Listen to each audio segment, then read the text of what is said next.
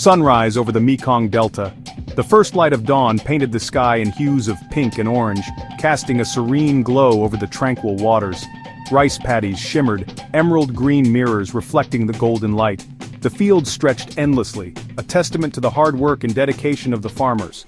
Palm trees swayed in the warm breeze, whispering ancient secrets. Their leaves rustled softly, creating a symphony of nature that spoke of peace and tranquility. But the air, sweet with the scent of lotus blossoms, carried a metallic tang: war. The contrast between the beauty of the land and the harsh reality of conflict was stark. Nguyen, a young Vietnamese farmer, tended his fields. His life was a cycle of planting and harvesting, a rhythm as old as the land itself. His calloused hands worked with practiced ease, planting rice seedlings. Each seedling was a promise of the future, a hope for better days. His heart ached, a silent echo of the bombs that shattered the night. The tranquility of the day was often replaced by the terror of the night. Atop a hill, Sergeant John, a weary American soldier, gazed at the unfamiliar landscape. The beauty of the land was lost on him, overshadowed by the horrors of war. He thought of his family, their faces blurred by time and distance. Memories of home were his only solace in this foreign land. The war seemed endless, a cycle of fear and violence. Each day brought new challenges, new losses, and the hope for peace seemed a distant dream.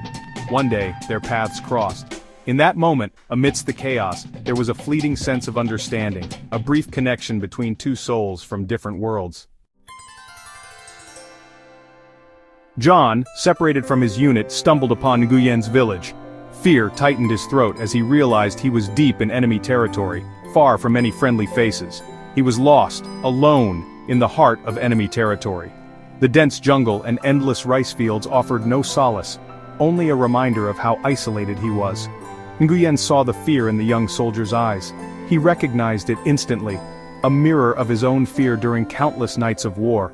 He remembered his own fear, the terror that gripped his village every time the bombers roared overhead. The sound of planes still haunted his dreams. He offered John water, a simple gesture of kindness. John hesitated, then accepted.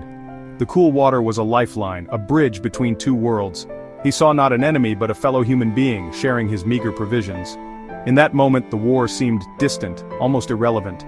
They sat in silence, the language barrier forgotten in the shared language of compassion. Words were unnecessary, their actions spoke volumes. That night, John slept in Nguyen's hut, lulled by the chirping of crickets and the gentle murmur of Vietnamese lullabies sung by Nguyen's wife. The warmth of the small hut and the kindness of strangers made him feel, for the first time in a long while, a sense of peace.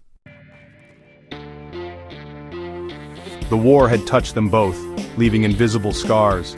Nguyen's brother, a soldier in the North Vietnamese army, was missing in action. John had seen too many friends die, their faces forever young in his memory. Yet, amidst the chaos, moments of peace endured.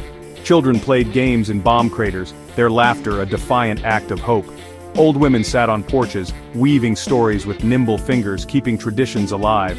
John helped Nguyen repair a broken irrigation canal, their laughter echoing in the afternoon sun. For a brief time the war faded, replaced by the simple rhythm of shared labor. The war continued, a relentless storm that threatened to consume everything in its path. Villages were destroyed, families torn apart. Yet, the human spirit endured. Nguyen's wife gave birth to a baby girl, her cries a fragile melody of hope amidst the discord. John, inspired by Nguyen's quiet strength, found a renewed sense of purpose. He clung to the hope of returning home, of rebuilding his life. They found solace in small acts of defiance, a shared smile, a helping hand, a song sung in the darkness. They held on to their humanity, their capacity for love and compassion, even in the face of unimaginable cruelty. The war finally ended. It left behind a landscape scarred and broken, but not defeated. The echoes of battles fought and lives lost lingered in the air, a somber reminder of the past.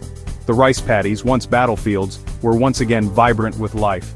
Farmers returned to their fields, planting seeds of hope and renewal in the fertile soil. The people, resilient and strong, began the long process of healing and rebuilding. Communities came together brick by brick to restore what was lost and to create a future filled with promise. John returned home forever changed by his experiences. The war had left its mark on him, but it also instilled a deeper appreciation for peace and family. He carried Vietnam in his heart, the memory of its beauty and its pain, and the unwavering spirit of its people. The land and its stories became a part of him, a testament to resilience. The war was over, but the lessons remained. The importance of peace, the futility of violence, and the need for understanding and compassion were etched into the collective memory. The resilience of the human spirit shone through, as people found strength in unity and kindness. And amidst the ruins, hope blossomed, fragile yet tenacious, like a lotus flower rising from the mud. It symbolized the enduring spirit of a people who refused to be broken.